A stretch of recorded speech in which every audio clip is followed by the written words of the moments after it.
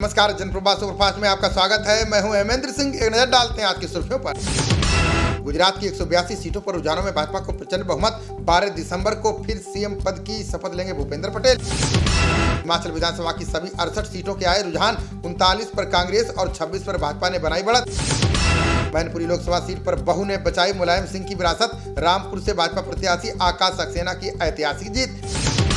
बिहार की कुडनी सीट पर हुए उपचुनाव में महागठबंधन को झटका। भाजपा प्रत्याशी ने जदयू को करीब 3000 मतों से हराया।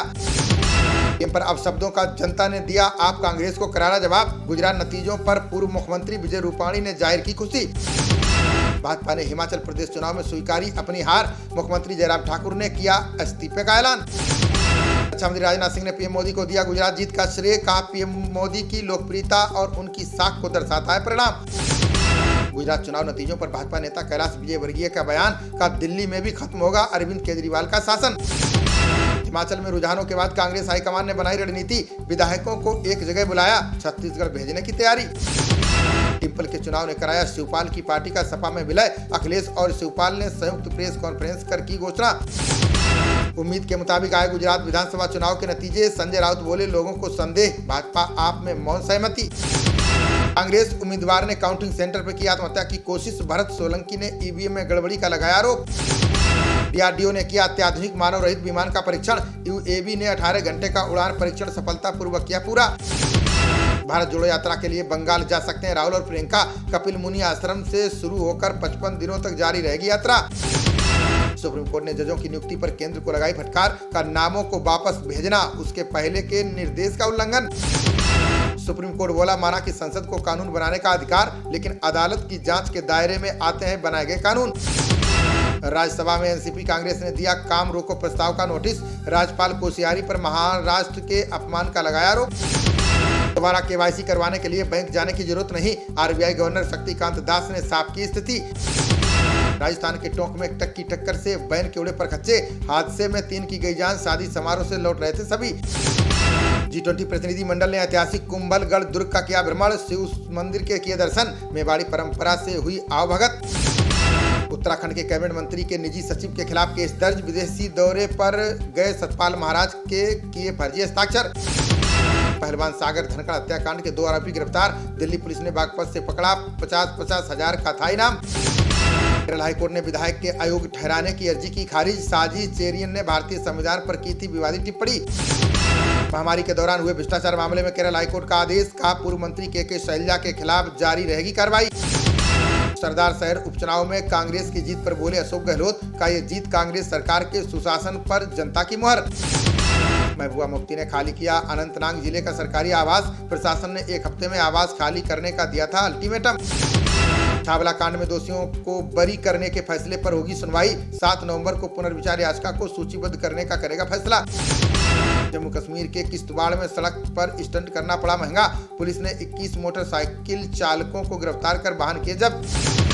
साईं बाबा की रिहाई के खिलाफ 17 जनवरी को सुनवाई करेगा सुप्रीम कोर्ट। माओवादियों से संपर्क मामले में महाराष्ट्र सरकार ने दायर की अपील। दिल्ली के ओखला में 9 फरवरी से शुरू होगा भारत कला मेला। समकालीन डिजिटल कला पर केंद्रित प्रदर्शनी में कई कलाकार लेंगे भाग।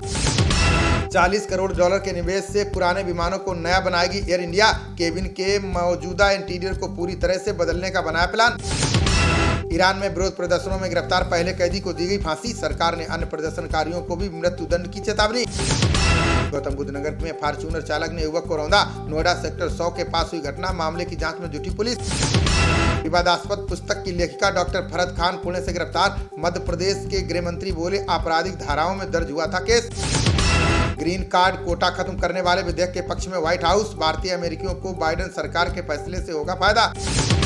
मनोज वाजपेयी की मां का 80 साल की उम्र में निधन। करीब 20 दिनों से अस्वस्थ चल रही थी गीता देवी। नीति आयोग के सीईओ परमेश्वरन अय्यर ने शहरीकरण पर दिया बयान। बोले 2047 तक शहरों में रहने लगेगी भारत की 50% आबादी। भाजपा के पूर्व विधायक समेत 10 के खिलाफ गैर जमानती वारंट। संजय यादव पर लगा है बिना अनुमति जनसभा करने का आरोप। मध्य प्रदेश हाईकोर्ट ने उमा भारती के भतीजे को दिया झटका। नामांकन पत्र में गलत जानकारी देने को लेकर निरस्त किया निर्वाचन। करोड़ों रुपए के बैंक ऋण घोटाले के आरोपी के बधावन को लगा झटका। दिल्ली हाईकोर्ट ने जमानत देने के आदेश पर 1 फरवरी तक लगाई रोक। बृहस्पतिवार को दिल्ली के AQI में दर्ज किया गया मामूली सुधार, 25 डिग्री सेल्सियस के आसपास रहा दिन का अधिकतम तापमान। रसायन उद्योग 70 अरब डॉलर का बाजार बनाएगी तमिलनाडु सरकार, अभी 10 लाख लोगों को रोजगार देता है 6 अरब डॉलर का उद्योग। यूक्रेन युद्ध में हथियारों की आपूर्ति को लेकर अमेरिका ने जताई संभावना का ड्रोन मिसाइल आपूर्ति के लिए ईरान की मदद ले सकता है रूस। बुलंदशहर के अहमदगढ़ प्राथमिक केंद्र पर समय से नहीं आते डॉक्टर, कभी भी समय पर नहीं खुलता अस्पताल, मरीज करते रहते हैं इंतजार।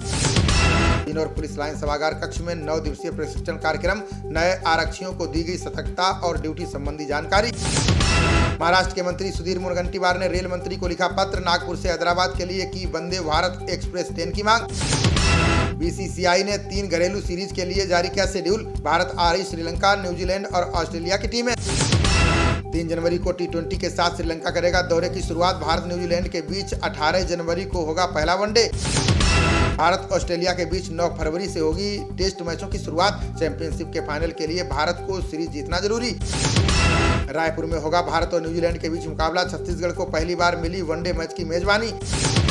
खबरों का सिलसिला जारी रहेगा, देखते रहिए जनप्रवाद। नमस्कार।